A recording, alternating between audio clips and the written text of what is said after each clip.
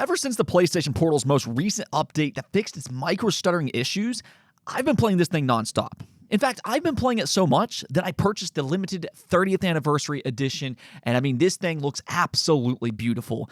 Now, I also got the 30th anniversary PS5 controller for good measure, though I have that more for display purposes. It'll look nice sitting alongside my other collectibles, but the attention to detail for these 30th anniversary items are just top-notch. The colorization from the shell to the buttons are just so perfect. The buttons themselves have this translucent touch to them with the symbols ingrained inside. It looks premium, to say the least. But to really emphasize the detail that's included in these items, they have texturized grips that are made up of the 30th anniversary logo. I mean, you won't really notice this unless you really look closely, but it's just a nice added touch that really adds to their premium design.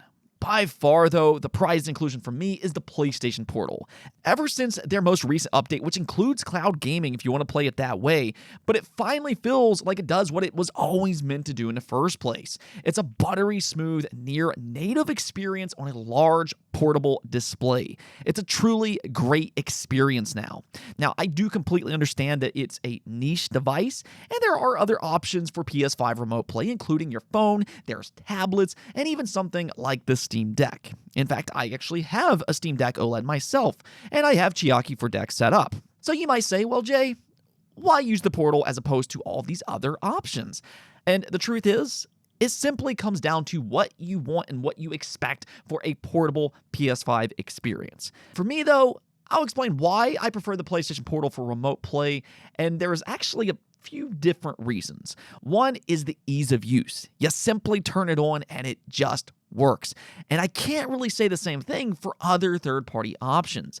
Unlike phones and unlike tablets, it already has a controller in place. And even compared to something like Steam Deck with Chiaki, I've still had a better experience on the PlayStation Portal. For starters, you don't really have to tinker around with its options, whereas with something like Chiaki, it's got a more complicated setup for the average consumer, albeit it does have more options, like HDR as one such example. That's something that the Portal is unfortunately missing out on.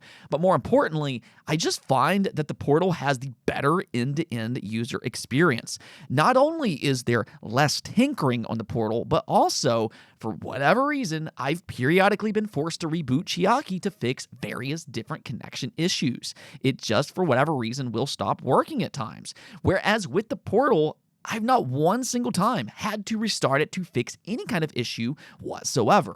Like I said, it just simply works. And that's what you expect when you pay for a first-party device like this.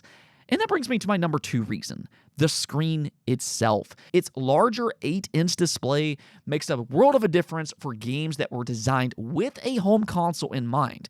I mean, sure, you can go out and you can use your phone, but for me personally, I think its tiny screen feels inadequate for these type of games. The font is just too small, and you lose a lot of detail on its smaller display.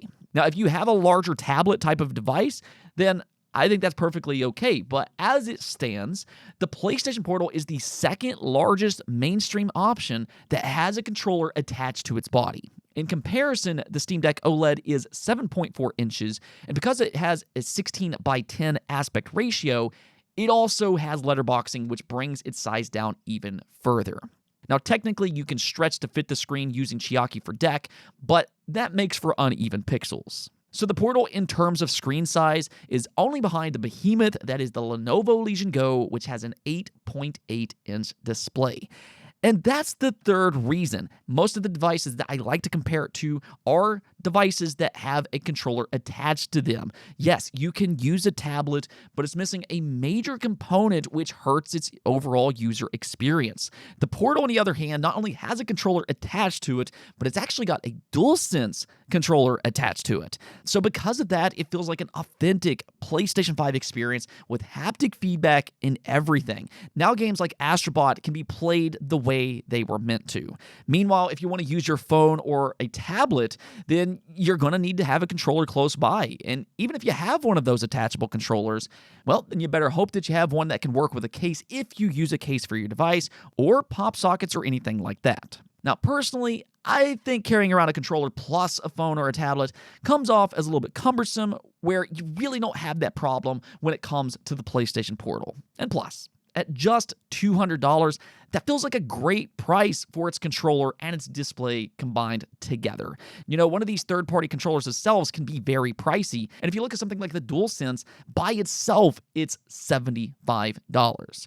Now, I will say, though, I would have preferred an OLED screen with HDR capability, but even still, I think the Portal's display is still a great screen, all things considered, and especially for its price. So all in all, and this is only my opinion, but I think the Portal is a better and easier experience than other options that are available. And as you can see on the screen right now, I've been playing Sonic X Shadow Generations. I chose to use footage for this game very specifically because it's a fast-paced game that requires good latency. Now, I am playing at kind of an angle to better position it for the camera, so it was a little awkward to play like this, but I mean, even still, you can see that I never had any kind of issue with latency. I was easily able to make all of the jumps that I needed to, and that's because it feels like a near native experience. So if you're on the market for the Portal, I really cannot recommend this thing enough, and especially if you can find the 30th anniversary edition. I think this thing looks absolutely amazing, and it's easily my new favorite accessory. I fully expect to finish up a lot more PlayStation games that are in my back catalog than ever before, thanks to the Portal. Suddenly, JRPGs, old classic PlayStation games, PSP ports, and so much more just got a lot more interesting because I do prefer to play these games on a handheld device.